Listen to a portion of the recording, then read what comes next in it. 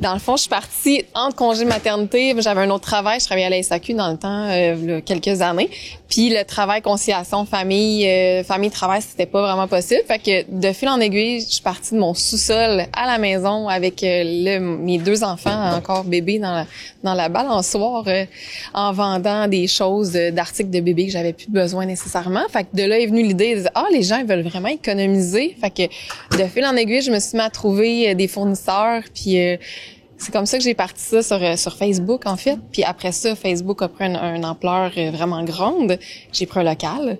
Et puis là, tout a décalé vraiment. C'est vraiment parti d'un congé de maternité. Je suis rendue dans le fond, j'ai Saint-Zotique, Valleyfield, Mascouche, Saint-Jérôme. Et là, on ouvre Montréal et Repentigny. Saint-Jérôme, on a ouvert au mois d'octobre, le 24 octobre. Donc, c'est tout nouveau, là. Les compagnies, des fois, parfois vont m'écrire, on a des produits proches date, on a des produits qui sont expirés. Est-ce que ça t'intéresse? Fait que souvent, c'est des courriels. Ça commence par des courriels. Puis là, on filtre, on regarde qu'est-ce que, veux pas après plusieurs années. Moi, je connais un peu la clientèle, je connais un peu le style de stock qui fonctionne moins bien.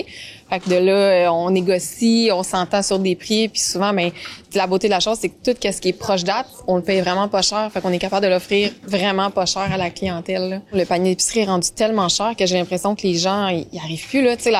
On peut pas couper, on peut couper sur une bouteille de vin, c'est un luxe.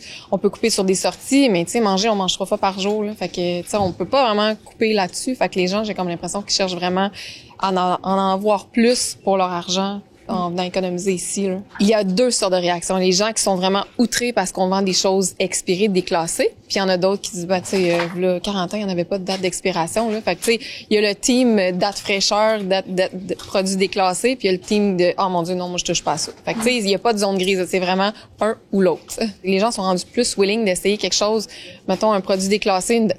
Déclassé, c'est une date fraîcheur. Ça veut pas dire que c'est plus bon après. Fait que, j'ai comme l'impression que là, le message véhiculé passe mieux. C'est malheureux parce que c'est le contexte économique, là, mais ça passe beaucoup mieux. Les gens sont plus intéressés à essayer, les gens vont comparer énormément les prix. Tu disais, on paye, mettons, le double du prix pour quelque chose que c'est simplement la date.